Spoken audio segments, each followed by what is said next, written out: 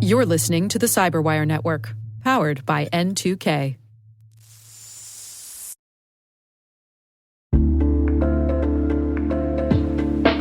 Attention all security professionals. Want real-time IP intelligence at your fingertips? Sign up for Scout Insight's free trial today. Get immediate insights into threats, search any IP with no training required, and enjoy intuitive graphical results. Whether you need to identify compromised hosts or enrich Splunk queries, Scout Insight has you covered. Don't wait. Accelerate your threat response now.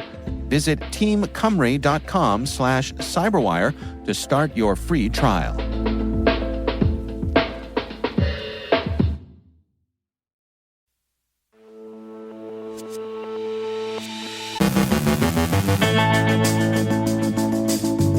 A Crowdstrike update takes down IT systems worldwide. A U.S. District Court judge dismissed most of the charges against SolarWinds. Sophos examines the ransomware threat to the energy sector. European web hosting companies suspend Doppelgänger propaganda. An Australian digital prescription services provider confirms a ransomware attack affecting nearly 13 million. A pair of Lockbit operators plead guilty. N2K's CSO Rick Howard speaks with AWS's CISO Chris Betz about strong security cultures and AI. And a look inside the world's largest live-fire cyber defense exercise.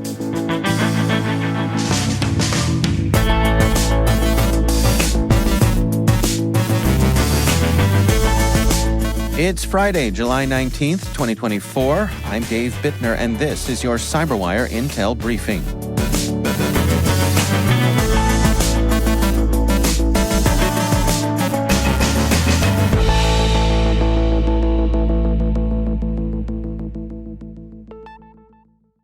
Happy Friday, and thank you for joining us here. It is always great to have you with us. A widespread IT outage has impacted businesses globally, causing significant disruptions in banking, aviation, healthcare, media, and more. Early Friday, companies in Australia using Microsoft's Windows began reporting blue screens of death, followed by similar reports from the UK, India, Germany, the Netherlands, and the US. This led to Sky News going offline and major U.S. airlines grounding flights. The issues have been traced to a misconfigured update from cybersecurity firm Crowdstrike, affecting only Windows devices. Crowdstrike engineers acknowledged the problem on their Reddit forum, offering a workaround and guidance for affected customers. The update involved CrowdStrike's Falcon sensor product, which is part of their security suite. CrowdStrike CEO George Kurtz confirmed the update defect, emphasizing it wasn't a cyber attack. He stated that a fix had been deployed and reassured that Mac and Linux systems weren't affected. Microsoft also acknowledged the problem, noting that a resolution was in progress. The financial impact of halted operations and business disruptions could reach millions. Airports faced delays and long queues with flights canceled worldwide. Passengers in India received handwritten boarding passes. TV networks like TF1, Canal Plus, and Sky News experienced broadcasting issues. The outage has been a stark reminder of the global economy's dependence on a handful of major tech companies. CrowdStrike's stock dropped nearly 12% in pre-market trading, while Microsoft's fell about 1.4%. The incident has prompted financial regulators in the UK to investigate the impact on banks and payment systems. For additional insights on this story, I am pleased to welcome to the show Andy Ellis. He is an operating partner at YL Ventures and previously was CSO at Akamai. Andy, great to have you back. Great to be here, Dave. So as you saw this story developing, I would love to get your insights as to how you reacted to this. Well, yeah, it really was a flashback for me. When you develop planetary scale systems, any system that is deployed so widely that you really can't find somewhere where it isn't, safety becomes a bigger issue than security most of the time. And when I was at Akamai, we had several issues like this, and we designed a lot of safety systems just to prevent a mass outage of exactly this kind. So do you have a certain amount of empathy for the folks at CrowdStrike for the very bad day they're having? I have a ton of empathy. This is, I suspect when they finish with the incident postmortem and try to figure out what happened, there's going to be a lot of places where they're going to say, if only we had done something. And that's what usually happens when you build a safe system, is that when you have a bad day, about 17 different things went wrong. And if any one of those had gone right, you wouldn't have had the bad day. And from an outsider's perspective, you're like, wow, how incompetent are you that 17 things went wrong? And the real answer is, well, if only 16 went wrong, like that's a normal day. We catch those. Bad things don't actually happen, because that's the whole point of safety systems, is to make sure that you have redundant safety checks. And for some reason, and we'll learn what those are a little bit later, CrowdStrike safety systems didn't stop this. I've seen folks speculating that perhaps there could be some aftermath of this if CrowdStrike users decide that they're going to disable CrowdStrike for a little while things settle down. Yeah, so that is certainly a possibility. Like it's entirely possible that folks will say, well, we're just going to turn off CrowdStrike. The challenge is it's also a critical security system. So if you turn it off, that's like, basically taking the walls off of your house and saying, well, I had a leak in one wall, so let's just remove all of the walls because I'll be safer that way. Where do you suppose we go from here? I mean, CrowdStrike's certainly taking it on the chin today, but they'll be back to fight another day. Oh, absolutely. When you look at people who are this large having a bad day like this, it's not a business-ending event. It is business impacting. The CrowdStrike that we will know in 2 years will not actually look like the CrowdStrike of today. I suspect there'll be a huge internal focus on whatever they're going to call their initiative. We called it bulletproofing. And really, we were proofing ourselves against the bullets we were shooting into our own foot. How do you make your system more redundant, more safe? Because where this will really show up is in the sales cycle. Every CrowdStrike sales rep is about to have a really tough 6 to 12 months, because they're going to have to explain what CrowdStrike is doing better to every single one of their customers, every single one of their renewals. Every CISO and CIO is sort of foaming at the mouth saying, well, I can't wait to hold this over them in negotiations next year, because I'm going to demand a discount because I had a really bad day and the limitation of liability in the contract meant they couldn't make me whole. So they're going to make me whole by giving me cheaper products going forward. Yeah. All right. Andy Ellis is operating partner at YL Ventures, and previous to that, he was chief security officer at Akamai. Andy, thank you so much for taking the time for us today. Thanks for having me, Dave. In an event unrelated to the CrowdStrike issue, a major Microsoft 365 outage on Thursday, caused by an Azure configuration change, impacted users across the central U.S. region. Starting around 6 p.m. Eastern Standard Time, the outage affected services like Microsoft Defender, Intune, Teams, OneDrive, and Xbox Live, preventing access and login. Microsoft worked to reroute traffic to restore service, noting a positive trend in availability after a few hours. Down Detector received tens of thousands of issue reports, particularly from Xbox users experiencing server connection problems. A U.S. District Court judge dismissed most of the charges in a landmark case against SolarWinds, following the Sunburst hacking campaign linked to Russia. Judge Paul Engelmayer ruled that many of the charges impermissibly rely on hindsight and speculation, though some claims about misleading cybersecurity statements were upheld. The SEC had charged SolarWinds and its CISO, Timothy Brown, with fraud for overstating cybersecurity practices and failing to disclose known risks. SolarWinds must respond to remaining charges within 14 days. The court noted SolarWinds' inadequate cybersecurity measures, including weak passwords and excessive administrative access, but dismissed other claims as non-actionable corporate puffery. The decision underscores challenges in holding companies accountable for cybersecurity in public and regulatory statements amidst criticism from the cybersecurity community. Ransomware is a significant threat to the energy, oil and gas, and utilities sectors globally. A report from Sophos titled The State of Ransomware in Critical Infrastructure 2024 highlights that median recovery costs for energy and water sectors soared to $3 million in the past year, 4 times the global median. Vulnerability exploitation initiated 49% of attacks in these sectors. Data from 275 respondents in energy, oil, gas, and utilities shows that 67% of these organizations faced ransomware attacks in 2024, higher than the 59% global average. Median ransom payments rose to over $2.5 million. Recovery times have worsened, with only 20% recovering within a week, down from 41% in 2023. High rates of backup compromise and encryption were also reported. Proactive monitoring and response plans are essential to mitigate these threats. 2 European web hosting companies, Hensner from Germany and Hostinger from Lithuania, have suspended accounts linked to the Russian propaganda campaign Doppelgänger. This network used legitimate European infrastructure to spread disinformation.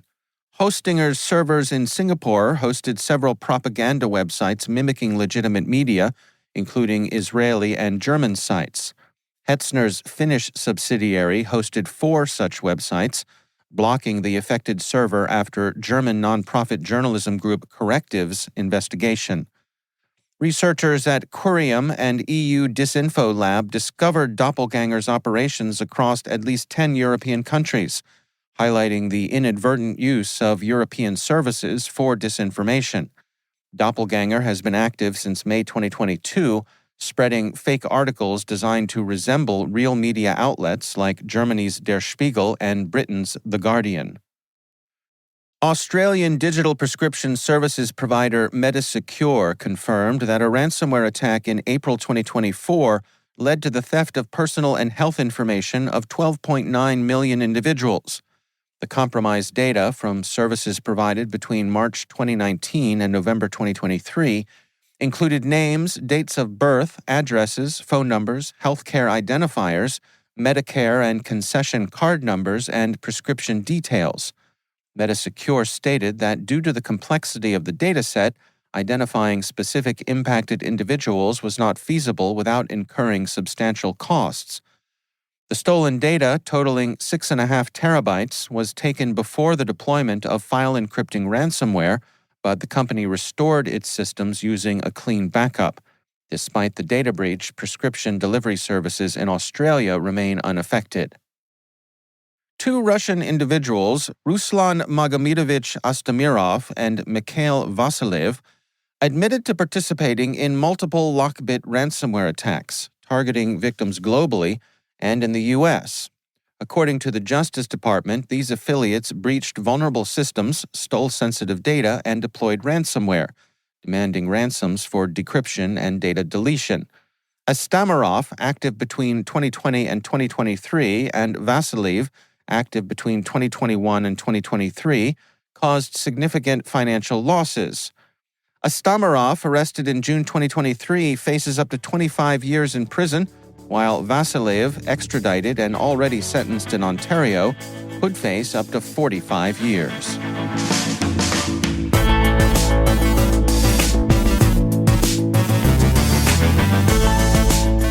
Coming up after the break, Rick Howard speaks with AWS's CISO Chris Betz about strong security cultures and AI. Stay with us.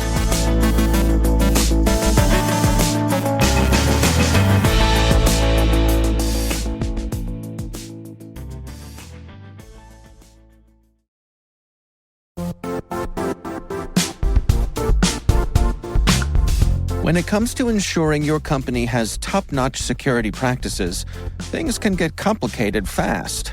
Vanta automates compliance for SOC 2, ISO 27001, HIPAA, and more, saving you time and money. With Vanta, you can streamline security reviews by automating questionnaires and demonstrating your security posture with a customer-facing Trust Center. Over 7,000 global companies like Atlassian, Flow Health, and Quora use Vanta to manage risk and prove security in real time. Our listeners can claim a special offer of $1,000 off Vanta at vanta.com/cyber. That's VANTA.com/cyber for $1,000 off Vanta.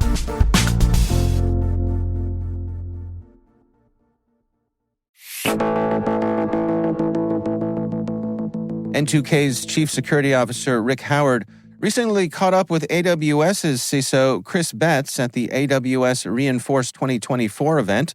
They discuss strong security cultures and AI. AWS is a media partner here at N2K CyberWire. In June of 2024, Brandon Karp, our VP of Programming, Jen Iben, our executive producer, and I traveled to the great city of Philadelphia to attend the 2024 AWS Reinforced Security Conference. And I got to sit down with an old friend of mine from way back, Chris Betz, the relatively new CISO for AWS. Chris has been in the saddle for just shy of a year now, and we got to talking about the idea of establishing a strong security culture as the new CISO coming on board. And I asked Chris, after I had talked to a bunch of AWS security leaders that week, that it appears that not just the security team is working on this, but the entire AWS leadership team is in the house for this. Yes, it's spot on. One of the things I've come to realize more about culture over the last few years is that culture is something that doesn't just happen and is not fire and forget. Culture takes constant reinforcement and reinvestment. It's something that you have to continue to deliberately spend energy on. And yet it's amorphous, right? We say culture like we all know what that means, and we can point to it when we see it, but it's hard to pin it down. Am I right about that? Yes, though I think there's some really good signs that you can pull. One of the examples that I think about often is how people make decisions. And so what's the language that you use? You're in a room, you're having a conversation about how to solve a problem. What's the language that you use? What's the ultimate good that everybody just automatically agrees with is the right thing? And, there's lots of different languages we use at many companies. When I'm at AWS, I can tell you almost every conversation that I'm in involves a set of two things. One, what is best for the customer? Not what will the customer like, what is best for the customer? And since I'm in security, my conversations are most often about security. And there's never a question. At the minute somebody goes and anchors back to, security is our top priority, bang, everybody agrees. So then the question's about, what do we do that's best for the customer? And how does that align with security being our top priority? Because security is what's best for the customer. And so that's the way you have the conversation. That's one sign. The other sign that I think about an awful lot is, where do people spend their time? I mean, you've been a CISO. As a leader, there is almost nothing more important than where you spend your time. You can talk about a lot of things, but where you spend your time really says what's important to you. That's a great point. I was asking Steve Schmidt earlier today. He's the CSO of Amazon, right? I asked him, because we interview a lot of CISOs in this program, right? And the question for a company like yours, the size that it is, Amazon's a Fortune 10 company. If AWS was its own company, what, you guys would be Fortune 35 or something like that? So that's a giant, big organization. So what's your typical day? That if it matters what you're spending your time on, what is a typical day for somebody like you? Well, actually, this ties back to our culture. Yeah. I spend a bunch of time either talking about strategy, where we want to go, how we want to drive something that really makes a customer's experience better, either because the security of the cloud, the security for the cloud we build has to be right. But I spend almost as much time focused on how do we make sure security in the cloud, that the time that the customers spend building, that it's seamless for them to be secure. Chris, it wouldn't be a security podcast unless we talked about generative AI. I think we get fined if we don't actually mention it. So we talked to a lot of Amazon and AWS people this week about their takes on it. So what's your high-level take on good, bad for the industry? What are you looking forward to? Anything like that? Generative AI is an amazing tool. It is really cool. I'm excited about what it can do for the industry. I'm excited about what it can do for security practitioners. I'm excited about what it can do for developers. I think we're in very early days of seeing how people take advantage of this, but I see it being used in some really, really innovative ways. And so there are also things we need to do really thoughtfully and carefully to make sure that we're providing secure solutions with generative AI. And we need to be aware that there are going to be people, like any tool, who abuse it, and make sure that we're designing our defenses against that. I'm genuinely excited about it as a tool, recognizing that it's one of many tools, but it's a tool that I think helps solve some problems that we'd struggled with solving in the past. So is there anything on the 25-meter target list that you're looking at?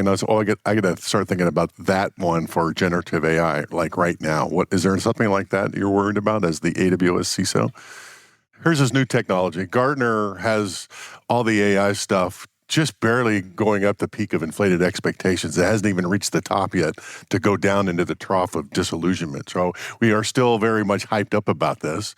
All right. Is there, as we think about that problem space, as we start to figure out what it can do and what it can't do, is there something right now that you're thinking about as the AWS CISO that, let me start working on that one right now? The other ones will come later, but this is the one I'm going to work on first. Is there something like that? There's a few that I'm really excited about right now. One, we know that people spend a ton of time. I think I saw a stat somewhere about 46 or 48% of their time of security practitioners building queries to look for data. And the learning curve there can be really, really steep, knowing which data elements from what place to bring together. Some of the capabilities of generative AI to take natural language input and come out with technical code that can be reviewed and then executed, I think is going to help speed up incredibly our ability to rapidly analyze, triage, take actions. So those and I'm queries, already seeing that today. Yeah, because we already know it could generate code. You're taking it to the next level, generate queries so we can find the right stuff. So we can find the right data. So in fact, I'll talk a little bit more about that in the keynote today. But there's some amazing capabilities coming down the road. I've talked to a lot of CISOs who are using Code Whisper and Amazon Q Developer to enable their security operations team to write code faster. I mean, look, we've all led security operation teams where there's a ton of really nuanced manual effort to go build spreadsheets, run a whole bunch of Linux commands. We have all seen security teams where they spend a ton of time on very manual work, building spreadsheets, running a set of shell commands. In 2024, we're still building spreadsheets, yes. In order to go do analysis. And it's, and when I talk with those teams, and this is the manual work, this is not the nuanced work that the security operations folks really want to do. This is the toil. This is the toil. This is the work you do before you do the work, right? Yeah. And so when they start using some of these code development tools, and the reason they do that is because it's just faster to go build it than to go write some code. But what if instead of taking several hours to go write that Python script to go do the analysis, instead that can happen in minutes? All of a sudden that work, that manual work, where they're trying to make that trade-off in their head between building a tool that's repeatable, evaluatable, you can help understand how it happened. It's all those capabilities that you want is not subject to the human error, the way that spreadsheet land is.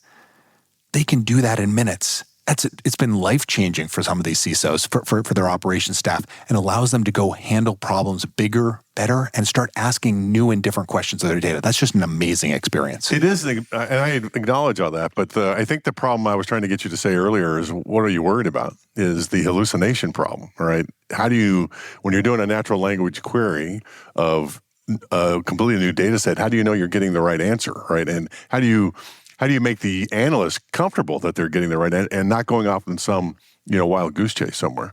When I think about about generative AI, I think about how it answers problems and for what. You'll notice both of the examples I gave you involve human judgment in the loop to understand, hey, does this query make sense? We're talking about acceleration of human capability. There are some areas, and there'll be places where even with hallucinations, that's right enough for people to get the right thing. I think, for example, of gisting of any incident. How do you take this complex set of things, boil it down so when you're doing 24-hour SOC operation, you can hand off to the next person. You know what? You can afford a little hallucination there because this just gives them the start so they have the context, and then they're going to go in and continue that, and they're going to go check the data. There are other places where you need to have a human in the loop. Make sure that that code's right before you go and do it. But still, this is a massive acceleration. And yes, we need to make sure that in the right places, we're making the right decisions as we go. So yeah, massive capability, not a panacea. It's a tool. We have to use it for what it's useful for. That was my friend Chris Betz, the AWS CISO. That's our own Rick Howard speaking to AWS's Chris Betz.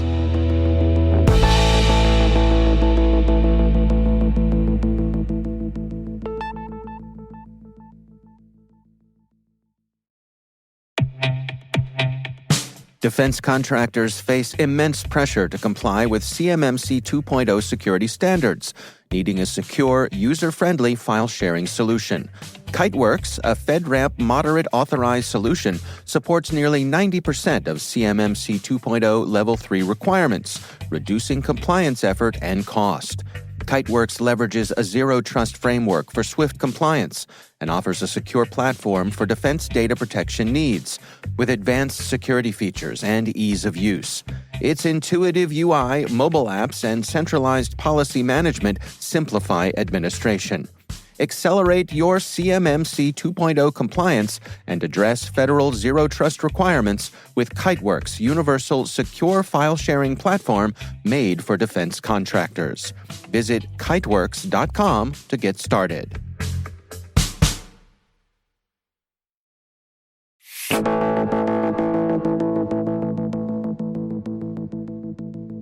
And finally, at the Retamares military base in Madrid, CSO Spain got a first-hand look at the Spanish team's headquarters for Locked Shields 2024, the world's largest live-fire cyber defense exercise. The fictional island nation of Beryllia faces relentless cyber attacks over 48 hours, simulating a high-stakes scenario where essential services are targeted amidst a territorial dispute with Crimsonia. Enrique Perez de Tena, head of international relations for the Spanish Joint Cyberspace Command, guided reporters through this complex exercise. Locked Shields, organized by NATO's Cooperative Cyber Defense Center of Excellence, involves nearly 4,000 participants worldwide. The Spanish team, comprising military personnel and civilians, collaborates with international allies to defend Beryllia's critical infrastructures, such as nuclear power plants and banking systems, from simulated cyber threats. Throughout the tour, observers witnessed the intense yet composed atmosphere as teams manage communications, legal issues, and technical defenses. Perez de Tena explained the importance of real-time crisis management and legal compliance, likening the exercise to real government operations during cyber crises. Despite the fictional setup, the exercise underscores the ever-present nature of cyber warfare with no borders or safe zones. Locked Shields not only tests defensive capabilities, but also fosters collaboration and learning among participants. While Spain ranks mid-pack, the exercise emphasizes improvement over competition. Perez de Tena highlights the significance of building relationships and sharing expertise to strengthen cybersecurity. In the end, the exercise reveals the stark reality of our digital age. Constant vigilance and cooperation are crucial, as cyberspace remains an unpredictable battlefield. As Perez de Tena aptly puts it, we are not aware of how cheap it is to protect ourselves and how expensive it can be if we do not. But 100% cybersecurity does not exist.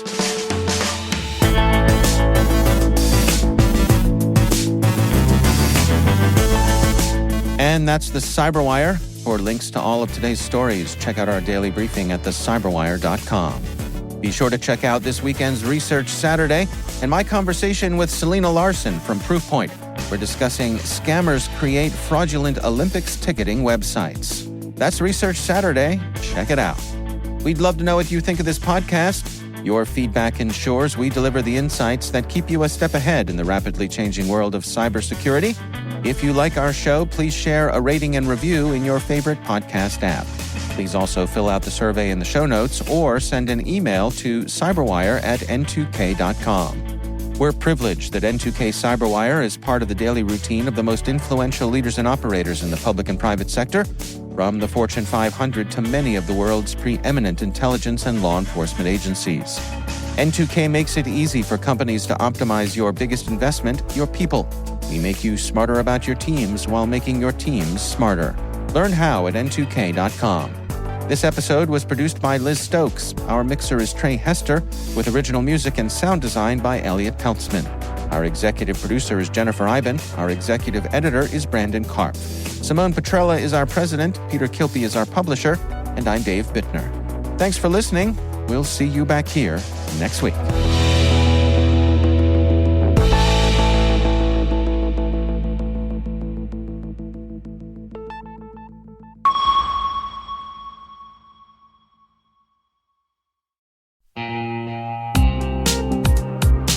This September 18th and 19th in Denver, a tight community of leading experts is gathering to tackle the toughest cybersecurity challenges we face.